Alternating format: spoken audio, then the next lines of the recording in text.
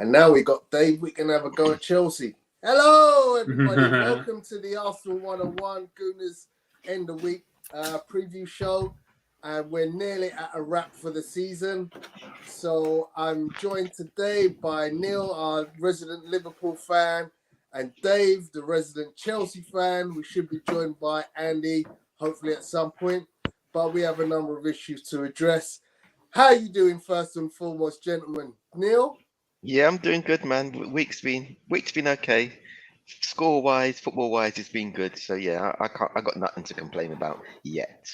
Okay. So we saw these. Bloody hope you're not going to complain. I mean, still on for potentially a quadruple, but No, the people keep saying that it has not been in Liverpool's hands for a long.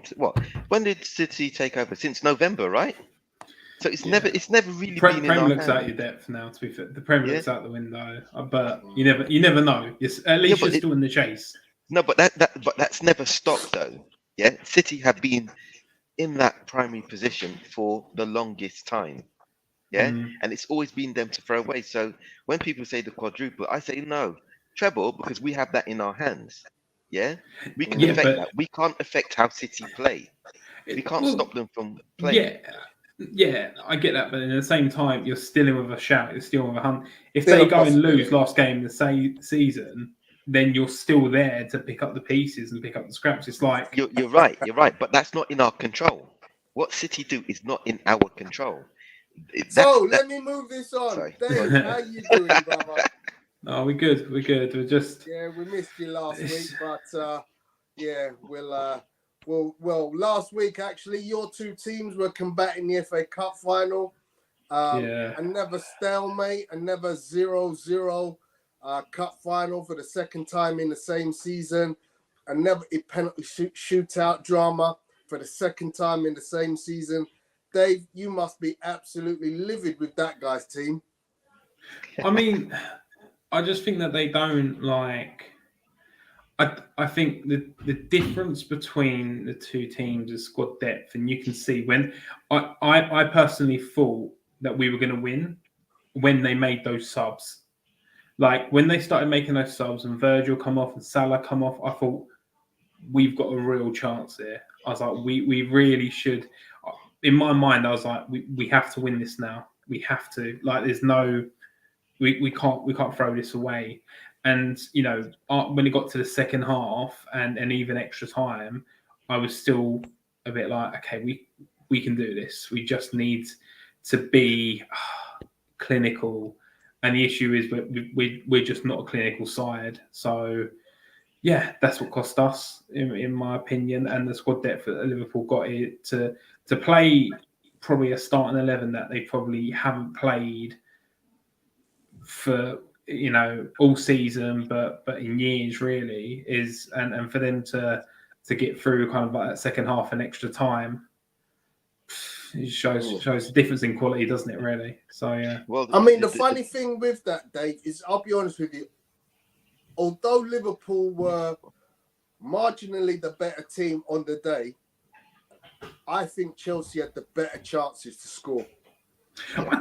I think. We definitely had the better chances, but I would go. I think first off, I mean they absolutely pummeled us. It was. I thought to myself, here we go. Like it's only going to take one thing to break, you know, for us to kind of crumble a little bit. But we hung in there, and I think second half we played really well. But I mean we had the better chances, and fluffed your lines.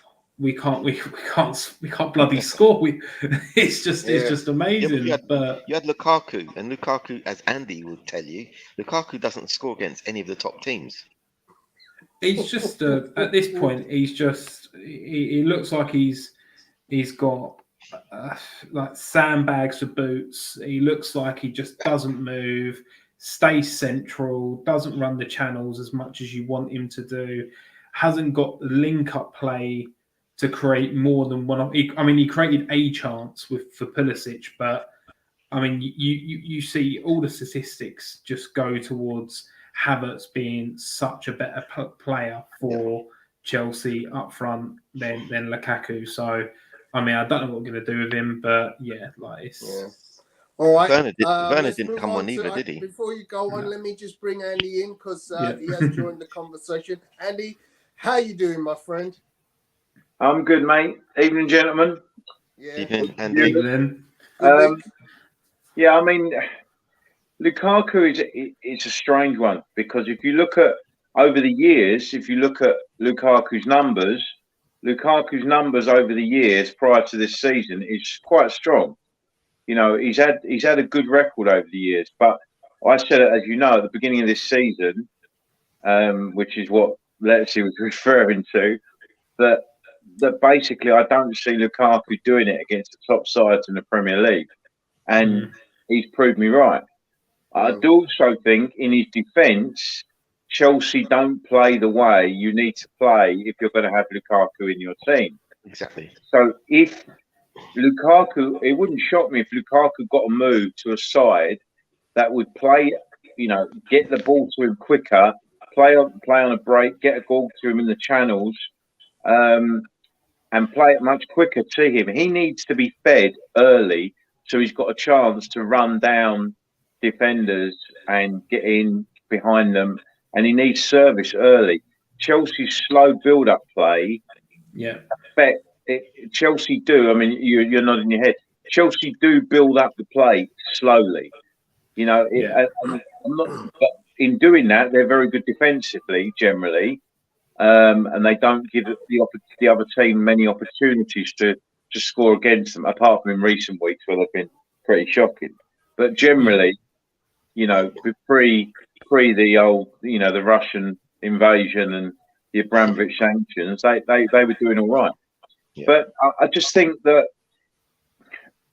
Lukaku just doesn't suit Tuchel's style of play. It doesn't. No. It doesn't work. It was a strange purchase with Tuchel as manager, and my guess is it wasn't Tuchel that wanted Lukaku particularly. No, I think with that, I think what Tuchel wants is a 9 or a false 9 that can play, who can bring other people into play, but is a clinical finisher. And I think that's where he wants somebody literally very much quite central. And I think that's with Lukaku. He just can't. He doesn't want to stay central. You can tell it almost frustrates him when he tries to stay central. And yeah, that slow build up play. You watch it with Chelsea. We very rarely go, do you know what? Let's get the ball up to him quick and try and play off him. It is very calculated. We do have our passing patterns, and we're not going to go against those passing patterns. And that's it. No, I mean, Tuchel's got a style, and that's what a manager has to do. A manager has a style of play. And what you should have is you should buy players to fit the manager's style of play. What was strange about Lukaku is I think anybody that knew Lukaku could kind of guess that Lukaku was never really going to fit Tuchel's style of play. So it was an interesting purchase for 100 million. So you know what they should have done? You should have gone to Chelsea. You should have gone to Liverpool and bought Divock Origi, because those geezers over there, they got a surplus of strikers. Oh, mate, keep our team out of your mouth. Yeah, keep our team out of your mouth. I think the thing with him is there's with Lukaku. I think if you had like a check box list in terms of motivation, Prem proven, and a few other aspects, he ticks a lot of the boxes. Yeah. It's just I think that style just doesn't complement his game at all, and I think this is why I imagine he'll probably go back to Italy. I think bag a shed load of goals like Tammy Abraham has. So just I'm wondering about Bayern Munich. Bayern could be a shout as well. Bayern's a great shout. There's a comment down there about me and Bertram, and Bertram has a saying about those leagues. He calls them the Bush League, and I like to just mention that the same league that Lukaku came out where he bagged loads of goals, Tammy Abrahams just went in there and has bagged loads of goals, which kind of tells you the level of that league. It just ain't that good. Well, he's the Yeah, highest watch a scoring lot of English Roma player, because isn't he? anyone The who highest knows scoring me- English player in Serie A Yeah. now. Yeah, fair enough. I mean, Except anyone for who the knows me will know I'm a Roma fan, so I do watch quite a bit of them when I get a chance to. And quite frankly, if he was a lethal finisher, he would have 30 plus goals easily, Yeah. because he gets a lot of opportunities and his finishing isn't great, but he still manages to bag 15 goals this season. Tony, I think that's a bit of a sweeping generalisation about the Italian league. I mean, I accept our league is stronger than theirs in modern day. I mean, Yeah. 30 years ago, the Italian league was the best. Serie A was the best league in the world. But Not in that the long modern ago, day, mate, because don't ours forget, is- Champions League was contested between Juventus and AC Milan at Manchester, a game I was at not that long ago. But what I'm saying is that, but I think you can be a bit dismissive of the quality of players in that league, because I'll tell you, 3 of the strongest players in Spurs' late Come run from. of the season, Romero, Yeah. who we got from Atalanta, Kulusevski and Bentancur, have all taken to the Premier League like a duck to water, Yeah. and they've all been excellent. And Yeah. they all came from that league last season. And let's be honest, there are the cream rises to the top. The league has at the top end very good players, and within the lower teams there'll be a player or two within each of those teams who is of formidable quality. It's just that generally, overall, when you look at the quality, I agree. It's not nearly as strong as the Premier League or the Spanish league right now. But of course, you go back 15 years, and the Italian league was one of the best league without a doubt, producing some wonderful teams, especially before the Is that before the match fixing? Yeah. the match fixing. Yeah. So, Guys, let's move on to last week's results. Unfortunately for us Arsenal fans who are watching, this is going to be the painful part of the show. So we kicked off with we just reviewed the FA Cup final there, Andy. Sunday started off the weekend's Premier League results. And what did we have? Have you got the fixtures up there, Apollo? I know Apollo's in the background. We started off Sunday with Tottenham versus Burnley. It's kind of like our last hope of anything happening. Talk to us about that game, Andy. Burnley? Because it wasn't the... No, it was by no means a scintillating performance. It was, early on, Burnley caused. Well, we started quite strong, but then Burnley came into it and they caused us a few problems, but didn't really have the quality to do very much. But we did take a hold of the game without looking particularly dangerous, and we were a bit ponderous. I think. Following the euphoria of the draw at Anfield and then obviously, of course, the North London derby on the Thursday night, to come out and play Burnley again 48 hours, 60 hours later, I think the players were still a little bit leggy. But plus, they're one of the worst teams to play at this time of the season anyway. Yeah, I mean, Burnley were well organised, and we were probably fairly fortunate when Well, I would say we did deserve to win the game. We did deserve to win the game, but you had 21 shots against 8 on target against 1. That tells you. What I'm saying, there weren't many. Those 21 shots. That the difference between a game where you've had plenty of good chances. We probably had less shots against Arsenal, but looked more dangerous than we did against Burnley when we had 21 shots. Do you know what I mean? Yeah.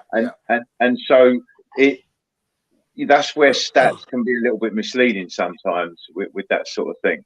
But we got the job done, and at the end of the day, the penalty.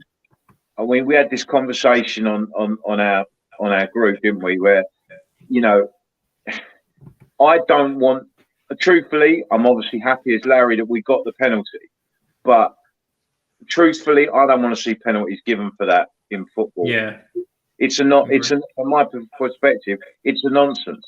But under the current rules, it's a penalty because he had his arm out in an unnatural position.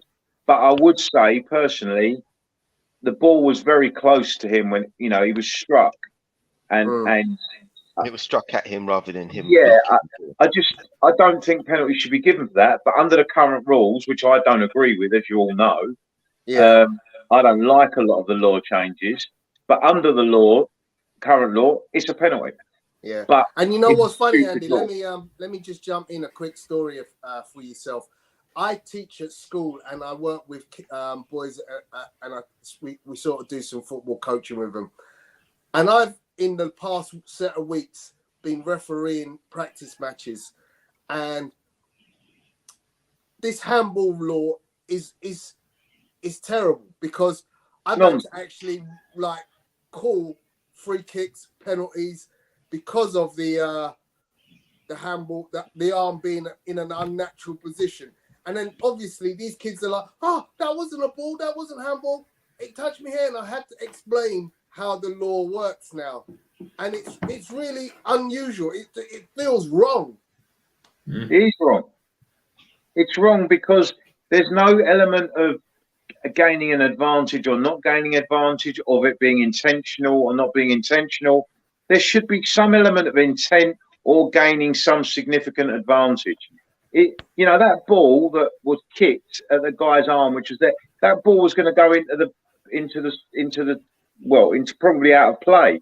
It was just the whole thing was just nonsense. It may have gone over to the back post and maybe we could have kept it alive, and there was, to be honest, I think only Dyer was the only person that appealed, I think, and that was a half-hearted appeal. It wasn't like we had 7 players with their arms in the air or anything. No one in the crowd appealed. It was just like it was a bizarre. I couldn't. When they stopped it, I didn't even know what they'd stopped it for. I was like, "What's going on?"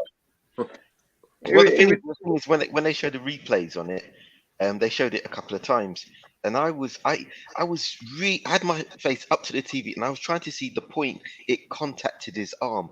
And seriously, the first few times I couldn't see it. The first 2 angles, you couldn't even see it. No. It was only when they showed it from the side angle that you could see what happened and how it struck his arm. But it's a nonsense. I can understand why they were fed up, but we've suffered on those decisions ourselves earlier in the season. So what goes around does come around, but it is just nonsense now. They've just taken all logic out of it, and it really irritates me. They're trying to make it more clinical now, isn't it? More black and white rather than coloured. Yeah. What's this? I hope we're not mentioning 2 soft penalties and that holding red cards. I don't know what that means. Job done by the FA to keep Arsenal out of the Champions League. We can't compare the Arsenal penalty with the Burnley penalty. The Arsenal penalty was a Stonewall penalty. The Burnley penalty was not. But anyway, I'll go on to the next game because I want to compare the amount of shots Tottenham had, which was 21-8, to another game that had 31-6. Who can tell me what game I'm talking about? 31-6. Yeah. Newcastle, Arsenal. Man City, West Ham. Oh yeah. 31-6. Yeah. And Man City had 8 on target, but and West Ham had 2 on target and scored them both, and were 2-0 up at half time. Yeah.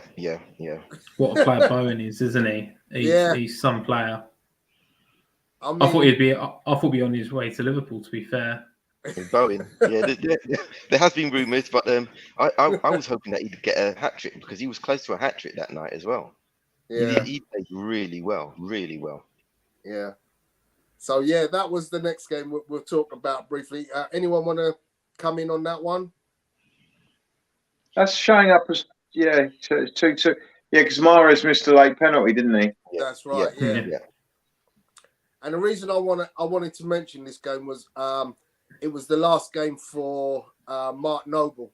Yeah, Mark Noble's game. Yeah. I think he's the kind of player that you kind of go, there's not many of his breed about. He was a club stalwart, and club captain for many years. And even although he wasn't always picked for the team, you could tell whenever he come on, he give his heart for the team. He was there for the whole of his life, wasn't he? He's been there all his life. Yeah. So, I mean, I got a maximum respect to Mark Noble. Enjoy your the rest of your career, whatever that looks like, wherever that is. But yeah, he's a player I just wanted to give a little heads up to, because I think he's been a phenomenal player for West Ham. I mean, you're not going to get many of those. No. Like the way that one team player. Yeah, I mean, I think nowadays you're going to look at things and it's either going to be a case where there's so much money towards the bigger clubs now that they can prize those type of players away. And if those players do stay, are they good enough to retain that kind of position in the squad for a team like West Ham? I think he's to kind of play at the level that he's played at, and to still kind of be within that squad as well up to this point, when they've got, I mean, Declan Rice is just an outstanding player, and they look like, and Souček as well has just been phenomenal for him, and for him to still be in that kind of squad rotation, it's phenomenal, really. I mean, you're not going to get many players like that. Now it's too kind of money driven, isn't it? You almost look at Grealish a little bit and you think, could he have stayed at Villa? But then he could have been a Villa hero, couldn't he? He could have had a statue in his name, most likely, had he stayed at Villa. He was in that sort of area of, you stayed here a bit longer, we do well, you're definitely going to get something back from us, like a statue or something like that. But money called and he left. The only thing is I mean, and this is a conversation, was Mark Noble ever at a level like, Grealish looked like when he was playing for Villa, almost like everything was going through him. Did Mark Noble ever aspire to get to was he ever at a level where you think he could push for a top 14? Mark Noble was more, your workhorse. As Eric Captain, I would say your hod carrier or water carrier or whatever. I mean, he was a very, very good player at what he did, patrolling the centre of the park, winning the ball back, cajoling his teammates. He was a real club man, and there are very few of those left in football nowadays. Yeah, he would have been a definite upgrade for Arsenal to Xhaka. Yeah. I mean, I would have said that he would have been. I would have said that he would be more of the heart and soul of the team. Xhaka is like poison to Arsenal, especially Apollo. Me mentioning it on the show, I might get cut off in a minute because he might say, "Look, why are you mentioning this man's name on our show?" But Xhaka divides the Arsenal fan base like Marmite, and I look at a player like Mark Noble, and there would have been no doubt that had he been at Arsenal, he would have been a hero, because that kind of loyalty, that kind of aggression on the pitch, it's heart and soul, everything man. You'd want. Yeah, heart and soul guy. He's actually what Arsenal have been missing, basically, a leader in the middle of the park. Yeah. He's basically someone that drags the rest of the team with him. It's what the sort of player that you needed at Newcastle the other night, or that you needed at Spurs the previous week. Someone to just galvanise the team. Someone's not going to accept, less than 100% from all the players around them. That's the kind of play that Noble is, and all his career. You always he want was to play also a very good penalty taker, by the way. He used to have a very, very good penalty record, Mark Noble. Yeah. Cool. You also want a player who's going to bury down the hatches, get his elbows in the dirt, and pick everybody up. And that's what you want. You want someone who's going to marshal the team, rally them up, but also show he's getting himself just as dirty as they are. As I said, heart and soul of the team. And that's what a lot of teams are missing.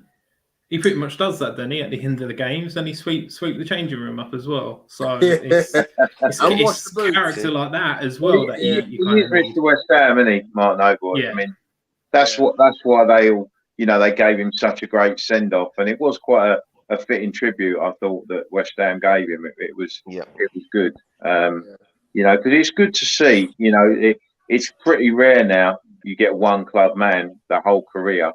There's very few about. I mean, Harry Kane's got the opportunity to stay with Spurs and do the same thing. No, You sir. hope. Why are you waiting, dreaming, mate? Look at that. Question. Anyway, let's move on, guys. I mean, there were a lot of draws on that Saturday. Aston Villa won, Crystal Palace won, Leeds won, Brighton won, Wolves won, Norwich won. The one result that stood out like a sore thumb was Watford against Leicester. Leicester absolutely battered Watford with a double from Jamie Vardy and Ashley Barnes. They were relegated by then, weren't they? Yeah. Watford are on the Costa del Championship, aren't they? So absolutely. And then we had the what was probably was it Saturday or Sunday that the Everton game was on? I can't remember. It was Everton was on the Sunday. Sunday, yeah, it was on Sunday, yeah. Sunday. That was the end. That was the last game, wasn't it? So Everton went 2-0 up, and it looked like it was going to be a celebration. And Brentford came back. So red card, wasn't it? Yeah, two red cards in the end. Yeah. it was. They went 1-0 up actually. Oh yeah, sorry, they went 1-0 up. Yeah, and then the red card changed the game. Yeah. Everton could have gone it further ahead earlier in the game, but the red card changed the game. Yeah. Shocking, because I think if they come out with that energy that they had, obviously the other day when was it last night or whenever it was against Palace, and you felt that against Brentford, but that red card just completely flipped the game upside down, and they even managed to nick another, so they went 2-0 up, and it's just at that point you're probably saying just sit behind and just defend for your lives. But you kind of thought that the luck was going their way, didn't you? I mean, they had a player sent off, they're 2-0 up. There's no way that they're going to lose this game because it just seems like that they've got some luck on their side. They weren't 2-0 up. It was 1-1. Did it go 1-0? Went 1-1. Then Everton got the penalty. Yeah. And then went 2-1 up at half time with 10 men, and everyone's like, they might get away with it. But then Brentford came out and destroyed them second half. Yeah, they scored quickly with their second goal, didn't they? Yeah, two quick goals in 2 minutes, Wisser and Henry. So then that kind of spoiled their last, or what was meant to be their season saving game at home. Then we move on to Monday night, the debacle at Newcastle, where Arsenal just needed to win their last 2 games to secure Champions League, and lo and behold, went about it in the usual Spursy fashion and lost to Newcastle. I think it's called Arsenal now. No, because it can't be called Arsenal League because Arsenal have still won a trophy in recent years, unlike our North London neighbours. We've got Bertram. It sounds like Bertram's on the move in the city of New York. Tony, how many times have you been in the Champions League in the last 5 years? Oh, yeah. Here we go. Bertram. How you doing? I'm good, buddy. I can tell you've come on for a reason. What did you come on tell us about? To give trouble. Oh, okay. I came on to give. No, because I'm here out in Maryland. So you guys would appreciate this because you're in England. You don't get good weather. It's always cloudy. I'm just here to make you feel jealous. I'm in Maryland at this beautiful place in Silver Springs, Maryland, for an African wedding, which is awesome, actually. Very colorful. People are really well dressed. I'm getting ready to go there. And I think I come on my favorite program for a couple of minutes to say hi. Oh, thank you. Hi, Bertrand. You're just round the corner from my brother, so. Say that again? I said you're just round the corner from my brother. My brother lives in Maryland. Oh, okay. Baltimore. We call him Baltimore, but yeah, he's No, this is not Baltimore. This is the more affluent section of Maryland. Okay. So Bertram, while we've got you, mate, we'll give you the conch. And what do you want to tell us about last week's games? I mean, we actually happened to just be on the Arsenal-Newcastle debacle.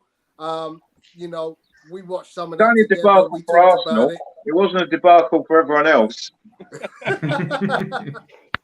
Well, it was a little bit for Liverpool because City was struggling for a while, even though they could have actually sewn it up last week, given that Mahrez missed a penalty.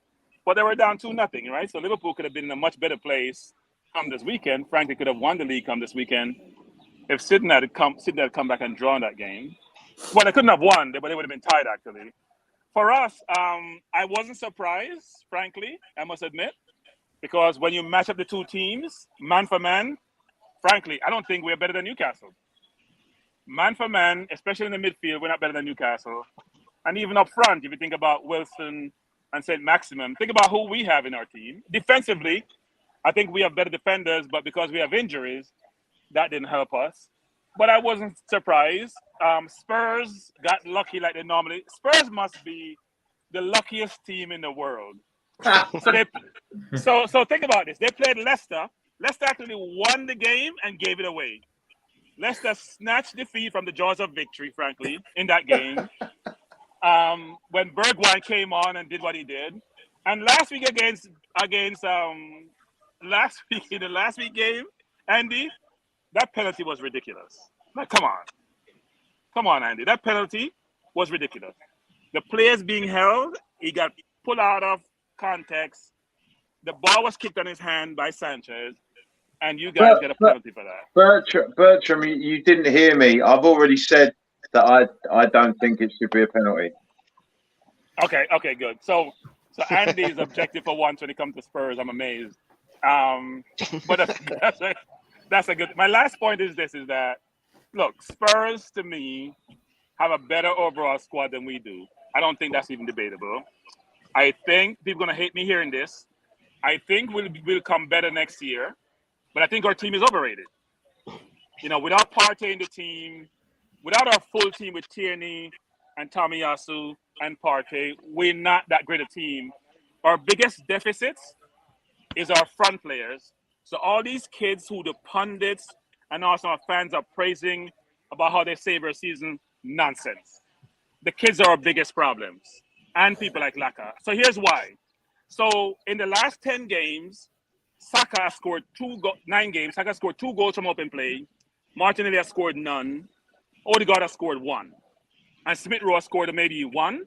So you tell me those 4 players, us 5, and Nketiah has been differential, right? Those 4 players who are major strikers are not scoring, and they're the kids. So how does they help us to get over the line?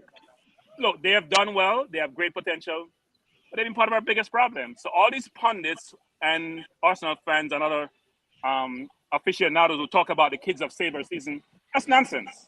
I'm sorry. Yeah, but they got you into that position, though, in the sense, like, you look at how many goals Smith-Rowe scored, you look at, like, the way Saka's just been, isn't he nominated for player, like, as a nomination for one of the players Young of the season? player of the season.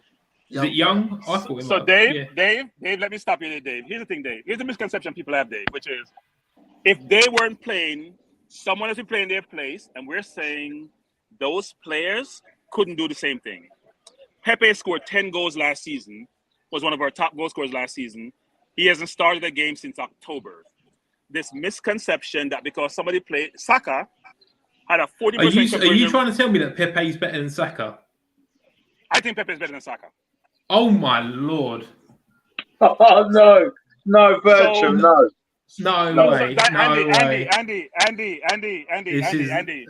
Andy, Saka is the most overrated player in English football. I mean, that can be right, Andy, but he's still better than Pepe. You're in charge of him, Bertram. So Andy, I never follow the herd, Andy. I have my own perspective on players. So here's the thing, Andy. Pepe, when he played in the Bush League, played really well. That's why we bought him for 74 million. Pepe has never gotten a continuous run of games to fail. He hasn't had a chance to really fail. So he's been disenchanted. He's fallen out with Arteta, hasn't he? I mean, it's simple as that. Wait, no. Arteta has his favorites. Xhaka destroyed the team last week. Arteta said nothing. Pepe didn't take a chance against who we played against where he didn't score when the goal was open, and an assistant coach destroyed him. And Arteta supported his coach. When Pepe headbutted the play against Leeds, Arteta destroyed him. When Xhaka gets red card, he doesn't get destroyed. So there is a bias against Pepe by administration, including the manager. This is not disputable. My frustration in life is this. I believe in fairness, equity, and being unbiased. Treat the players fairly. You don't want to play in your team, get rid of him. But don't treat the player as if he's a leper because he doesn't satisfy what you require in a player. Treat him fairly. I bet you when Pepe leave our team, look, Pepe went to African Nations Cup. Pepe starts over Zaha when he goes to African Nations Cup. He starts over Zaha. He scored against France. When they played against in the friendly. He scored in the African Nations Cup.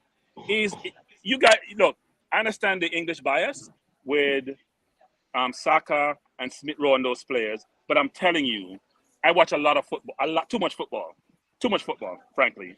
And when I compare players and their attributes, what they do off the ball, what they do on the ball, how they press, Pepe has improved significantly in terms of his defensive game. Now, he makes bonehead mistakes continuously, which is part of his problem. Last week, he did it. He played a ball that almost caused a goal. You just said it right there. He makes mistakes continuously. Yeah, but so does Saka. Dave. Saka drifts out of game sometimes, Dave. Dave, you know what Saka does? He gets the ball. He stops. He jockeys. By the time he finishes jockeying, the defense recovers. Now he's under pressure. He has no shot. He has no right foot. He has no left foot. He can't shoot with either foot. Now, the kid has a lot of potential. The kid is going to be very good. And he gets bullied in games. He gets bullied all the time. The big problem you have in that Arsenal team is you don't have any experienced guys to bring the youngsters on. What you need in those big games, when you've got decent youngsters, is you need 2 or 3 older heads through the spine to bring the youngsters to carry the young. What you need is like a Mark Noble, a guy that's going to guide the youngsters through the game, that's going to talk to them continually. Saka, I want you here. Smith Rowe, I want you here. Odegaard, press, whatever. Someone that's going to talk to them, a proper captain, a proper leader. Arsenal don't have that. And that is Arsenal's big problem. Now, isn't he? Martin Van Noble's available now, so. No, Dave. So Divock Origi. Keep my team out of your mouth, man. So Dave, Saka is in the nomination for Player of the Year. Yeah. Right? It will be easy for me to say, you know what? He's brilliant. He's better than XYZ. I don't view football like some people view football. I have a different perspective on a player and their attributes. And he gets bullied in games too much. In the first 17 games, his conversion rate was 14%. In his last 9 games, he hasn't scored from open play. Yeah, I mean, players go through form constantly. I mean, but he gets Arsenal in that sense. He gets bullied too much in games. And Smith Rowe is a better player to me than Saka. His problem is he doesn't have a position. He's not a pure 10. He's not a pure winger. But he's a brilliant footballer. He's like Aaron Ramsey. He's a hybrid like Aaron Ramsey. So you missed the penalty. Pepe.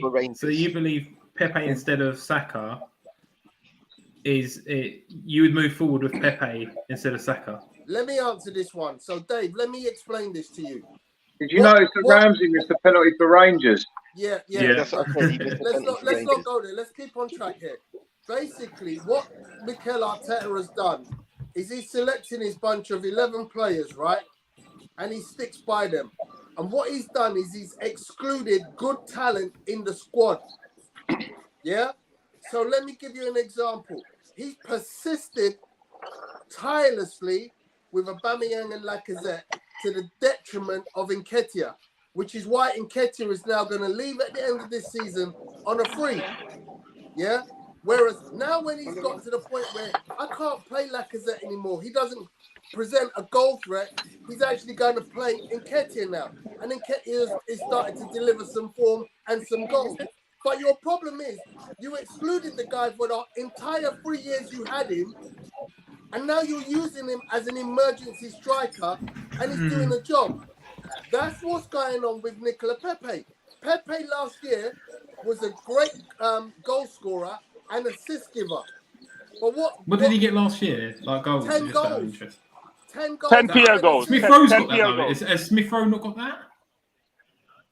Smith Rowe's got 10 goals, but he doesn't do anything other than score goals. He doesn't create opportunities. And I'm not saying Saka is a bad player, but what I am showing to you is that any good manager who has two players who are capable of scoring you goals and creating assists doesn't play one at the detriment of the other. Yeah? Look at Pep Guardiola. He doesn't continually just play Mahrez or Grealish. He plays Sterling and you know, all the other players in his squad, because he needs to keep them fresh. He needs to continue to give them game time. Saka's got 11 goals, by the way. Can I ask how we spent half the show talking about Arsenal's players when there's so many other we things to give talk you all about? the time, Andy. When you so get Andy, going, we can't get a word in for 10 minutes. So yeah, Andy's right. I'm gonna drop now. I'm just stirring the pot. I'm just stirring the pot. Mate, by the way, you know Saka's got 11 goals. Yeah. And you said that Dave, was a great goal scorer with 10. Dave, penalties. Dave, he got 2 penalties. He got 9 from open play. And Dave, yes, the kid can play football. Nobody's criticizing his ability. What we're saying is that at this point in his career, to me, he's not better than Pepe. Pepe had 10 goals. He had no penalties. And frankly, when Pepe's on the field, who's the best free kick taker. Pepe is the best free kick taker. Is ostracized. Odegaard takes all the free kick. When he's on the field, he's the best free kick taker, best penalty taker. He's ostracized. He's like non-existent. So he's been marginalized by the team. And I understand when you guys talk about Saka, but also, Dave, we're better this year than we were last year. Yeah. All right, Pepe's goals. Let's move on. Right, so I'm out, guys. Thanks for having me. Sorry, one sec, gents. One sec. I got Jurgen on the phone. He's asking about Saka. We'll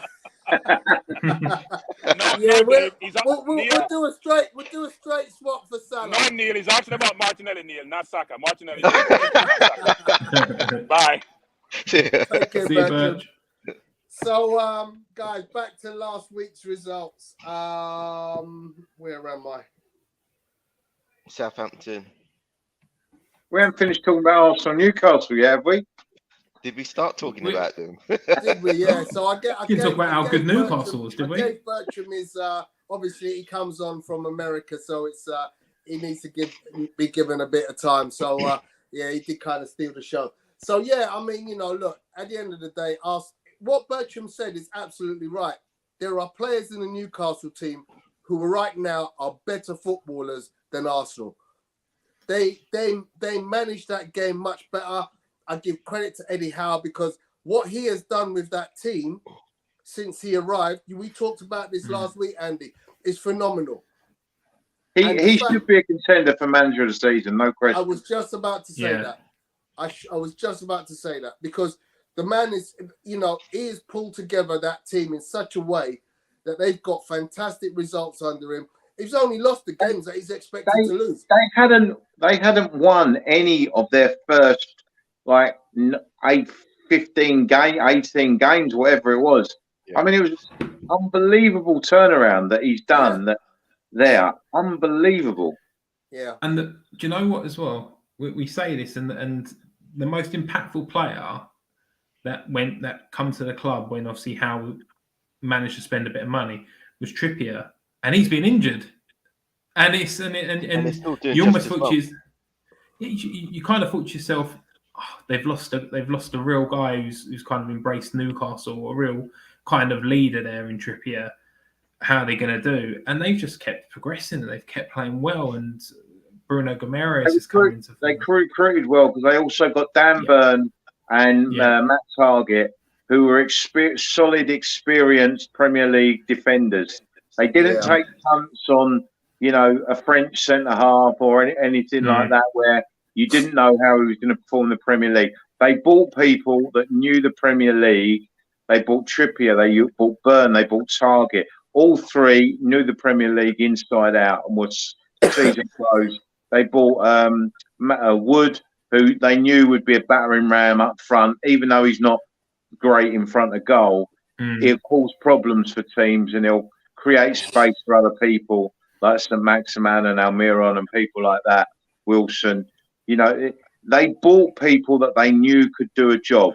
The punt they took was on Guimaraes, and he is a real quality player. And so that was worth, you know, taking the punt with him. They found the gem with him. They recruited well in January, and that has given them the interest. But they've been well managed.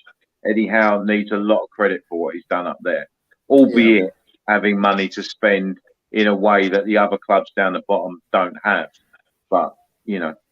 We'll have to see what just to answer your question, Andy, I know you were asking earlier, Arsenal had 11 shots and Newcastle had 16. So, weren't as wide as it was a bit of a joke, Tone, but yeah. Yeah. Let's move on, shall we? The next game was Tuesday night. Southampton at home to Liverpool. Liverpool, a little bit tight again. This one. Southampton. They had much change. 9 changes in the team. And seriously, when I actually saw that team, when I saw the team sheet for that, the first thing I thought is he's conceded the league. He's looking at Champions League because he's clearly resting his players for the Champions League game. But yeah, they managed to turn it around. Good old Matip saved us again. And the thing that I would say is, you look at the substitutions late in the FA Cup final, and you look and you think, well, actually, I think some of them guys are now running out of legs rapid. Yeah. Liverpool have played. Them and City have played more games than anyone else, haven't they? Oh, easily. This season, we've been up there.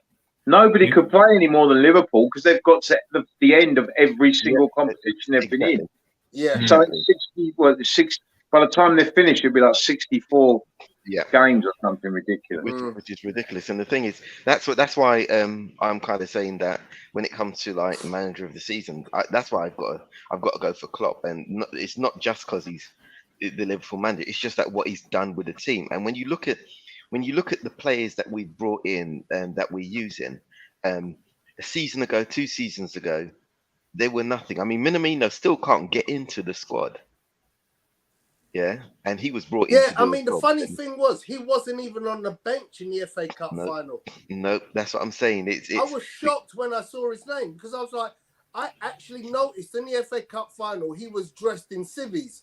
And I was like, I bet you forgot he still played for the team. I bet you forgot he still played for the team. I did.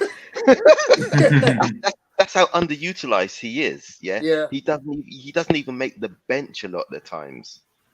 Yeah. But he had a decent run when he went to Southampton on loan, didn't he? Yeah, he did have. That's what I'm saying. And that's why not a great run, but he showed that he could play. He went to Southampton to get games because he wasn't going to get games at Liverpool. And it was as simple as that. But the team have shown that whether they're utilised a lot or very little, given the chance, they will do their best. And that's what happened with the Southampton game. It's a much weaker side, but we still managed to get the victory, which is a good thing. It's that mentality as well. Klopp instills that mentality in all the players themselves. You know, so I mean, I think it's transfer. I think Liverpool in the transfer market, they've just been phenomenal, and every player, like 90% of the players that come in, you either hit a home run or you're getting to third base, and it's frustrating for a team like Chelsea, where I look and I go, right, Diaz, he's been widely touted. How's he going to do it? And he ends up being an absolute world beater. And you look and you go, I mean, if you look at Liverpool are smart with their money. They're not paying bucket loads and paying too much of the odds. They don't buy a lot of players either. They just do the best with what they've got.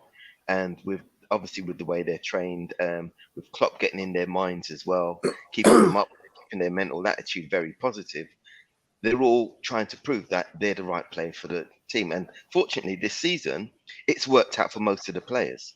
And we've played well because of it. And can I make a point, Neil? Yeah, go on. A master stroke by Jurgen Klopp. On 65 minutes, he takes off Elliott and brings on Divock Origi. Liverpool score 2 minutes later. I mean, Divock Origi he's got to be some kind of cult hero at Liverpool. I take no seriously. He is a potential legend. Seriously, he's a potential legend. And the thing for me, it's just so he's leaving though, isn't he? yeah, he's Yeah. leaving. Yeah. He's not, He's leaving. and that's because he's not being utilized enough, right? Because deep down, he doesn't really want to leave, but he's not getting enough games. And you know what? Hats off to him, man. Wherever he goes, good luck. I hope it all works out. I hope he just does brilliantly. And we kind of regret letting him go. That's what I hope. Mm. Yeah, because he deserves it. He could turn into the geezer that left Man United. Fornals, was it? Yeah, for now. Yeah. Yeah, he went away after a somewhat. You mean Forlan? You're talking about? Forlan, that's the one. He went Fornals to is Spain and then he started bagging goals galore. Killer, And it's isn't like, it? whoa, Yeah. a resurgence.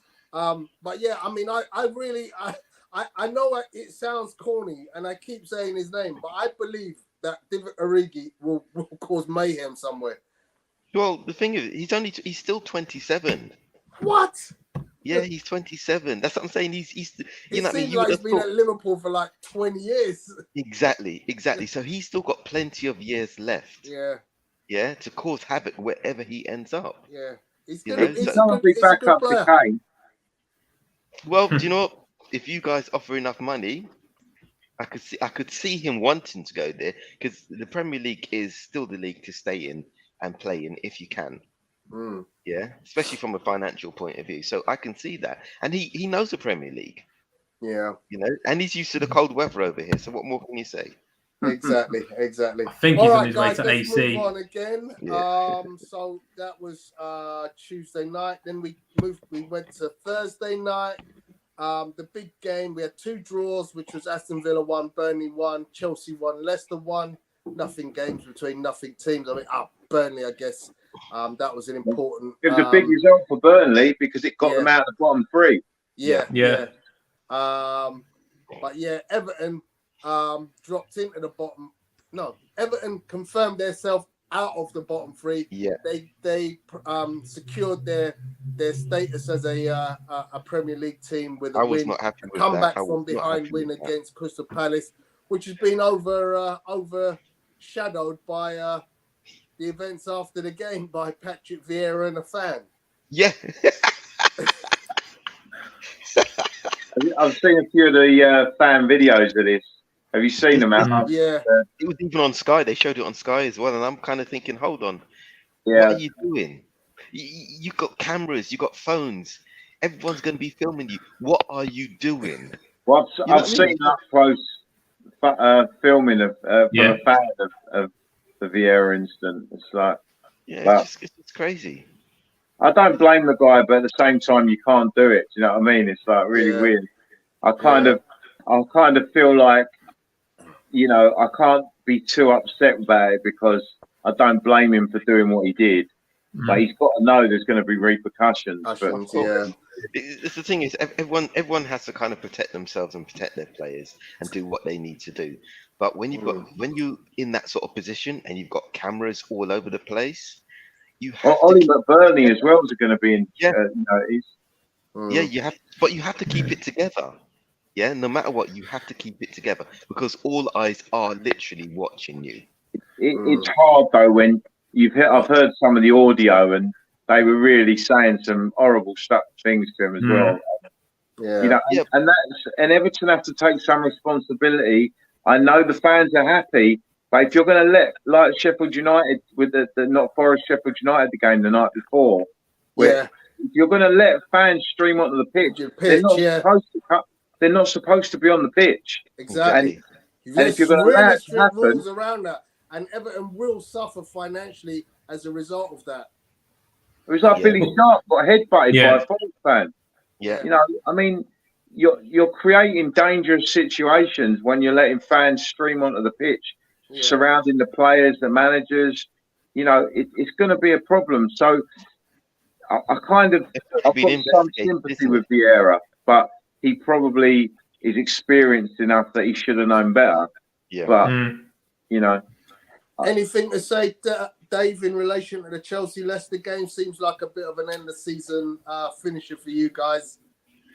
I think we've absolutely crawled over the line to get third, and it's, I mean, the whole kind of Roman and takeover thing. I think that really, at the start when it all happened, I think we were quite mentally tough, and then as things just prolonged, it's overshadowed the end of your season, hasn't it?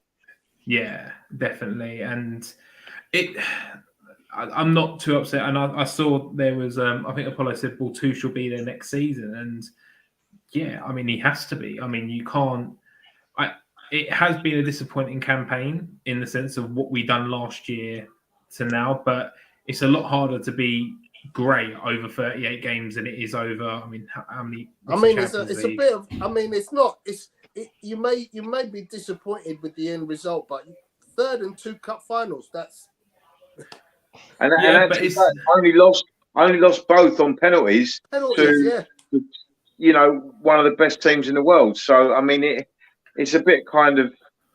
Well, if you look, you're that close to having an amazing double trophy winning season. Yeah, and yet you've lost both finals on penalties. Plus, if you look at the league games, as well between Liverpool and Chelsea, we haven't won a game. No. Yeah, we have not won a game this season. I think this is the thing that we've obviously come out with a trophy, obviously the World Club Championship, which we've never won, so that's good. But I think it's, from the heights that we hit last year, you always want to keep pushing forward, and it seems like we kind of declined a little bit. And I think we'll have a bit of we're going to look at a few players and potentially shop them out the window, because in terms of us trying to compete with Liverpool and Man City, if we're going to have Havertz play as our main striker, you're going to need wingers that have to be productive, almost scoring 15 to 20 goals a season, if we're going to have Havertz in like a false 9 role, and hopefully he goes from strength to strength as well. So in order for us to compete with those, which you have to aspire to, that's the benchmark with them two, we have to kind of get out some of the dead wood that we've got. And I mean, this is what happens. Would you say that Timo Werner has worked out for you? I mean, you've got a problem, if you ask me, with the fact you're going to lose Rudiger, because he's such a big part of your defence. I mean, it's so to kind of. Yeah, I don't think Christensen so much. I mean, obviously, his last game was a bit of a disaster. Gave away a sitter for Arsenal. I mean, I think the thing is, we've lost, Rudiger, who is a gem of a player for us. He's been brilliant, and I think he wrote an article in the Players Tribune today, actually, to express obviously him leaving and obviously his gratitude and obviously, when reading that, it was, you can kind of feel for him in the sense of you can't turn down an opportunity like Real Madrid, and he literally said he wanted. We were talking, Chelsea and him, and he didn't hear months about a new contract, which is puzzling to me. And he said, you can't leave it that months. Like, we're not robots. We can't just sit there and be like, okay, of course, I'm going to come back. You have to move on. And he's done the right thing. And we're going to have to replace these players, and we've retained SP, although he might be going. Alonso, who for me, he's not like a great player, but for Chelsea, he's been a good player for us. Especially when you look at Chilwell, who's probably our main wing back, who got injured, and Alonso playing as a wing back, game in, game out, for many games that we've played. We've only played short of Liverpool and Man City. We've probably played about 60 games. And he's played pretty much every single game as a left wing back, and that's a very difficult position to play. And he could be going to Barca, I think it is. I think we could have a real shake-up this season, but I just hope it's for the better, and it's not going to intrude with the kind of chemistry that we've got. Are But you're not able to buy anyone at the moment, are you? Not yet. I think so. The situation with Chelsea at the moment is apparently there's some media reporting there's some stumbling blocks, but I don't think the new owner would be there at games if he, if the intent wasn't there and if he don't think he can get a deal over the line. I think it's just a formality that it's going to happen, and it has to be done by the end of this month. So obviously the clock's ticking, but I think it will get done. If not, then we could be in serious trouble. So I think it will be. If for any reason it doesn't work or it collapses or whatever, because there have been a few teething problems with the deal. There's been loads of rumours about Abramovich has eventually come to some agreement with the UK government, but we'll wait and see what happens. But if you don't get that deal through, and Rudiger, Christensen, and Alonso leave, and you can't then bring anyone in, you're going to be in a real pickle, aren't you? We are, but it's one of those situations where you've seen Chalobah play a little bit more. Aspie's going to have to play, as a centre half pretty much. Obviously, Thiago Silva's aging as well. Can he get another season out of him? We'll have to call Levi Colwell back, who's been immense for Huddersfield. He can come in. We've got That's true. You have got about 85 players out on loan. Yeah, we have to. We love that, but I think they're going to we have those players who can step in and maybe do a job, but we're not going to be the force that we was if that was to happen. And it's we need to get a deal done, otherwise we're going to be in serious trouble. We obviously we'll stay afloat. Not least of all is Conor Gallagher at Palace. Yeah, I mean, what a player. He will. Gallagher's a weird one because I think do you bring him into this team and potentially stunt his growth as a player, because he's very similar to Kovacic as well. And I think, you've got Kante, who Kante hasn't looked the same, but you can't get rid of or drop N'Golo Kante. You at least give him another season to see can he still do the job that he can, even if it's at 75% of what he was as a player. It's still better than most. You've got Jorginho, who's what are you saying about the? Do you know what? I've been an absolute lover of N'Golo Kante. I mean, there's two players from African heritage who've come out, Sadio Mane and N'Golo Kante, who are, have come into this league, lit it up, and have got such humble mannerisms about them. Yeah. And I love N'Golo Kante. I was, when they won the league with Leicester, I was like, Arsenal have to get him. He would have been a difference. We just talked about Mark Noble, but actually, the player who would have made the more significant difference for us was if we'd have got Kante instead of you guys. I actually have looked at Chelsea this year, and it pains me to say it, but I actually think he's now your fourth option. I'm counting Conor Gallagher in that Jorginho, Kovacic, Gallagher, and Kante.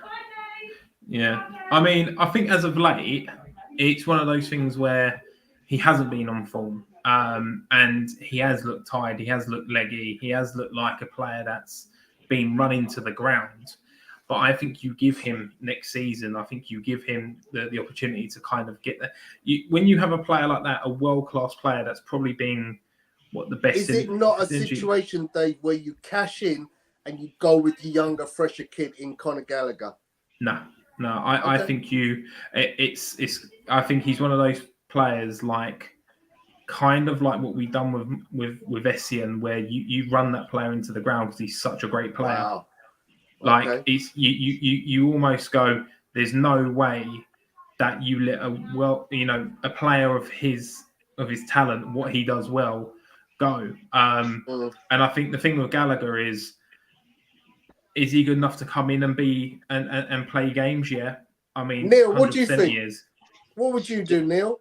Seriously, I do actually like Kante, but you've got to start thinking about the future. I mean, yeah, you're looking at the short-term future rather than the long-term future. But what you've also got to look at is that when you bring players in, they're not necessarily going to hit the ground running. I mean, we've been fortunate with a few players that we've brought in and they've hit the ground running, but there's lots of teams that will bring in a player and it will take half a season to a season before they actually get used to the players around them and you start producing their best. So normally, how I look at it, you bring a player in, you're going to get the best out of them, maybe not the next season, but the season. Give them 2 seasons, and then you will start seeing them playing great on a regular basis.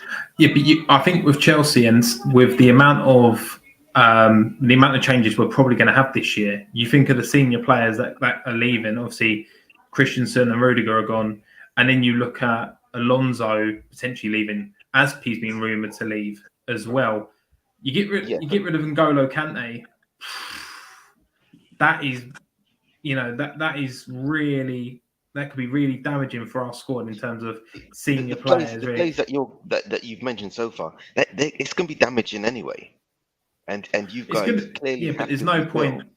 There's no point keep digging a hole. Like, we might as well have Kante there as a player. Listen, this is a guy that last year probably he won how many games, man of the matches in consecutive Champions League games for us. Yeah, you don't walk away from that player. You don't. Yeah. He's in my opinion in the Chelsea greatest 11. Like, he has to be. Okay, Apollo, can you pull up the graphic of the player of the year for me that I sent you earlier?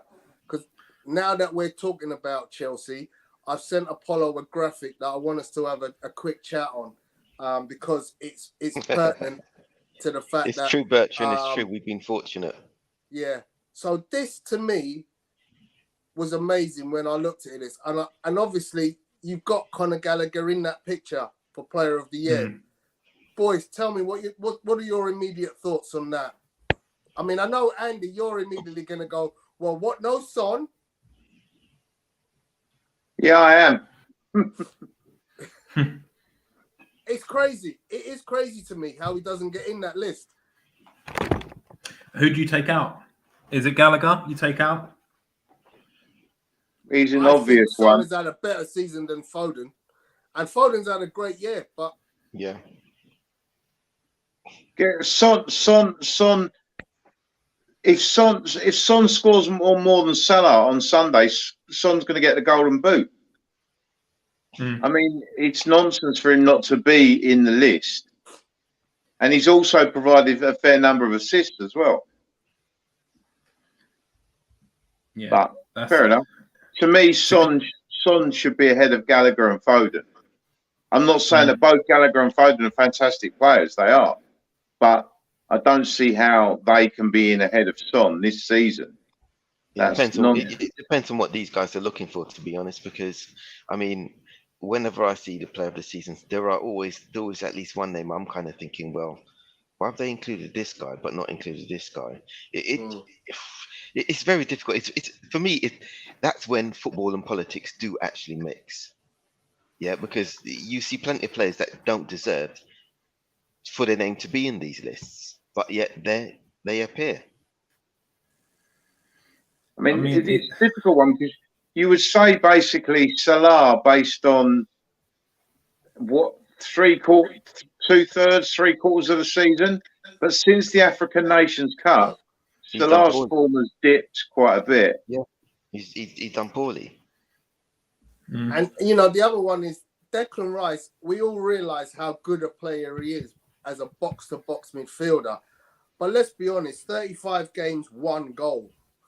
So what about Jared Bowen? Isn't Jared Bowen just as good? Hasn't he played just well this season? Nailed it, Neil. You nailed Hasn't it. he That's played the just guy, to me, when you say what's been the crucial aspect of West Ham's success this year, I'm going to go Jared Bowen. Every week I come on this forum, I go, by the way, guys, Jared Bowen scored again. Yeah. Yeah, but it takes a mixture of things, and Declan Rice is so crucial to that team. You take him out, I tell you, if he goes anywhere, watch West Ham plummet. Like, he has been outrageous. He's a great player. If he ends up going to, I know United, there's speculation, but it takes somebody in the middle of the pitch to keep things together, to keep things ticking, to have that work rate. But I understand Bowen's definitely been, had a great season. Dave, we're not just talking a great season. I'm going to tell you the facts that kill the Declan Rice inclusion in this list. Jared Bowen has scored 12 goals and got 10 assists. That's ridiculous. How can you not? How can you have a guy who's... But then you might as well admit every single defender or kind of central midfielder. That's not... He's not there to contribute in terms of goals and assists. He's there to dictate. But this is the point. I don't understand this thing about a midfielder whose job isn't to assist. I don't get it. Kevin De Bruyne, forgive me if I'm wrong, does he not play in the middle of the park? He's a midfielder, central midfielder. He plays more advanced, doesn't he? He's not like he's an attacking midfielder. He is midfielder, though, isn't he? I don't get this. I don't get this. If you play in midfield, you play in midfield. Your goal, your contribution towards scoring of goals must be considered when you consider, am I a good midfielder? Yeah.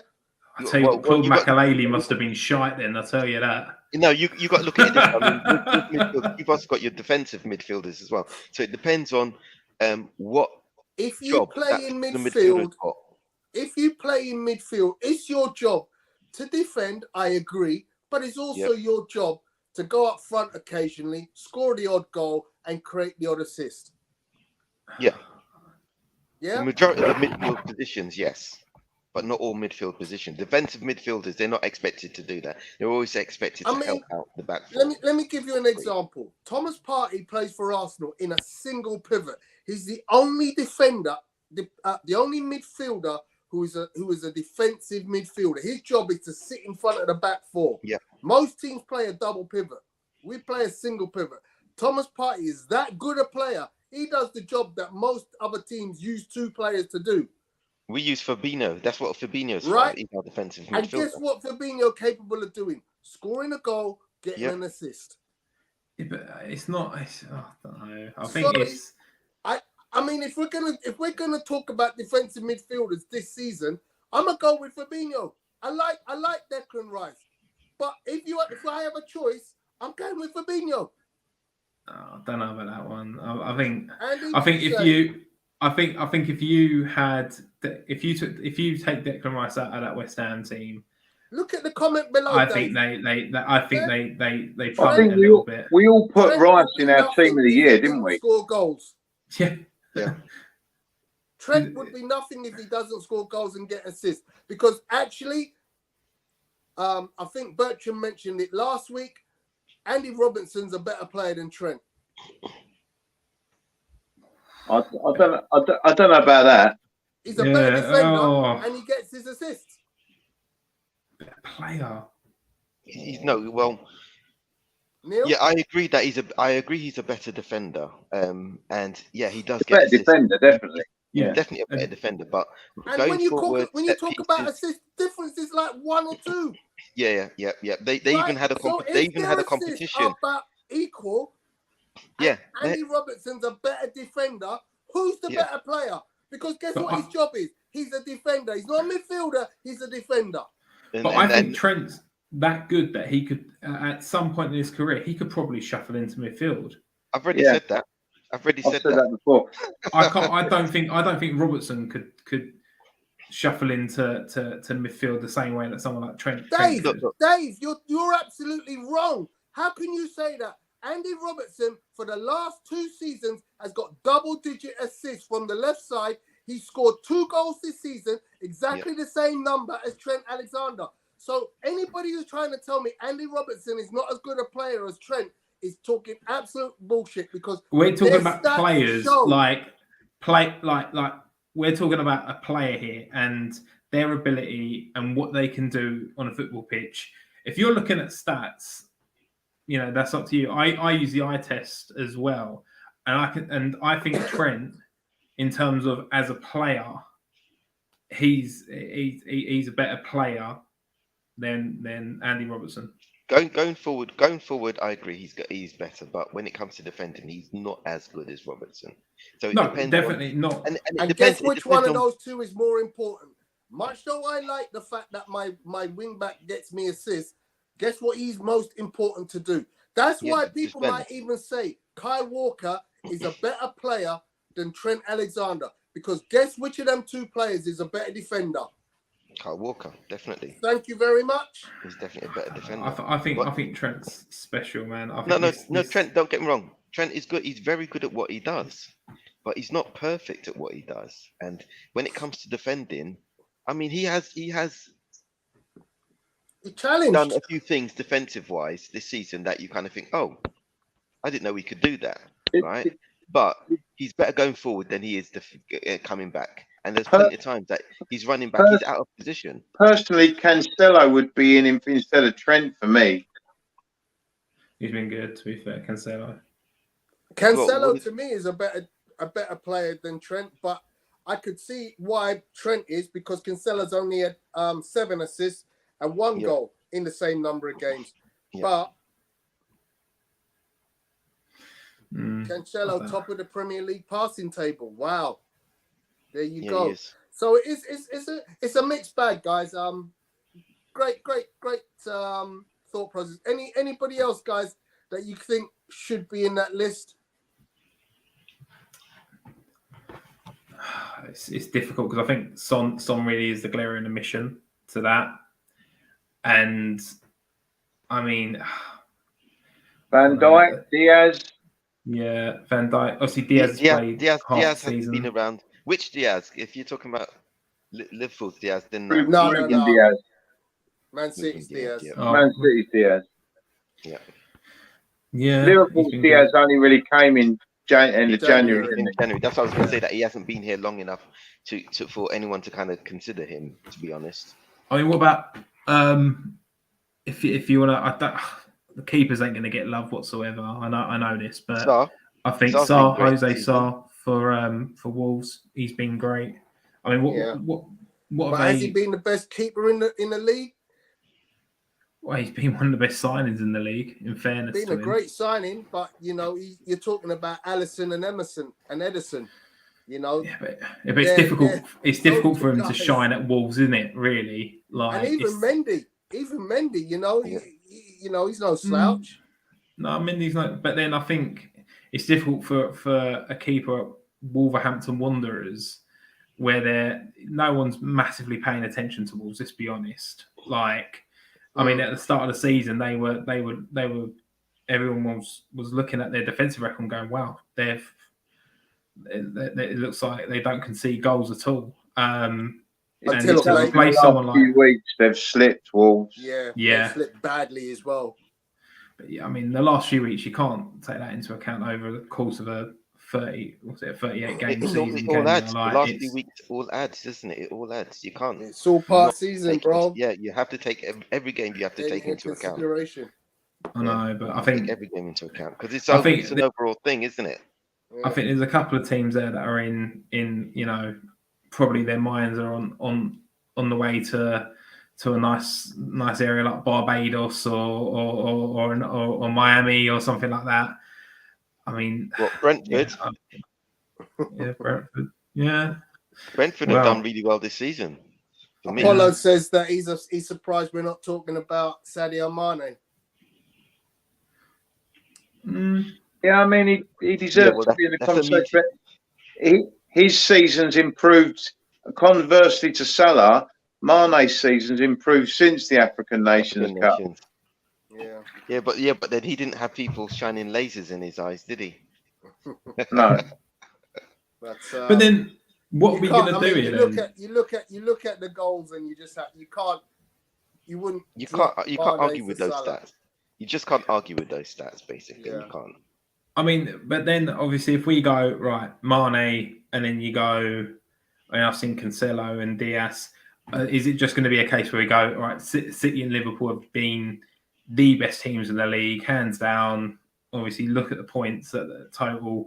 and they're just and you're just gonna flood that player of the year with City and Liverpool players, or are you going to give recognition to players outside of that?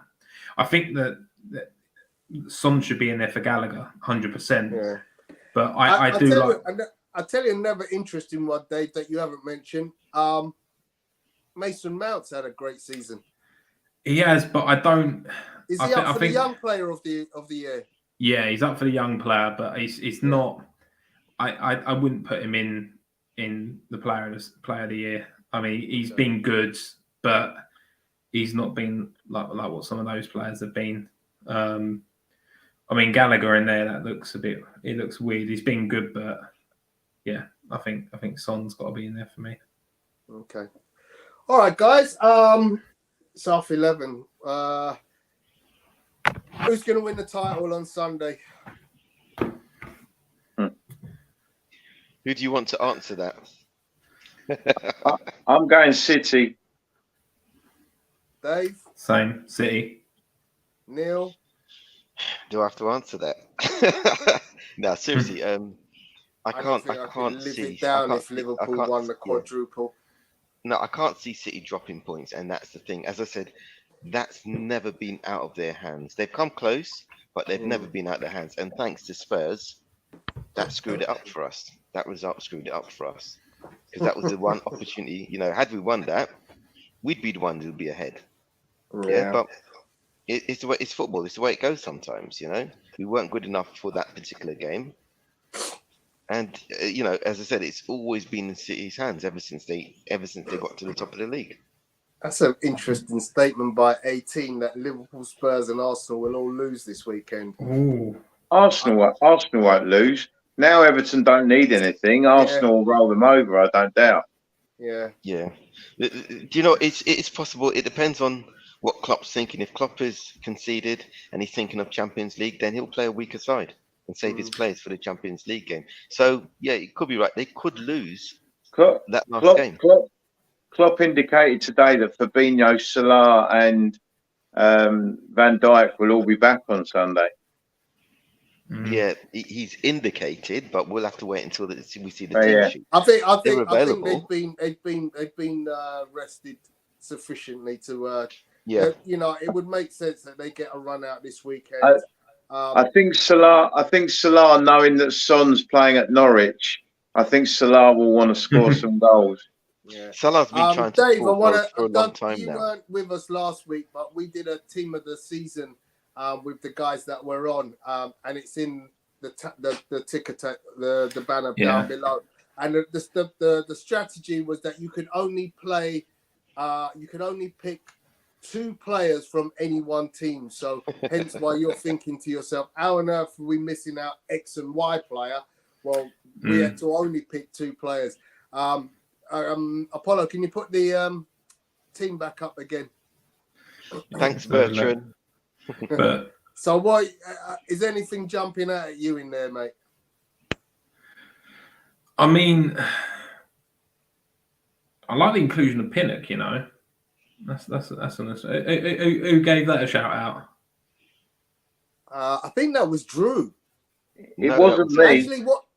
No, that was. I think Apollo did some statistical analysis, so he brought a number of names to the table based on who scored analysis, and then I think we sort of talked about each of the players. I think Drew was the one who was like heavy on Pinnock.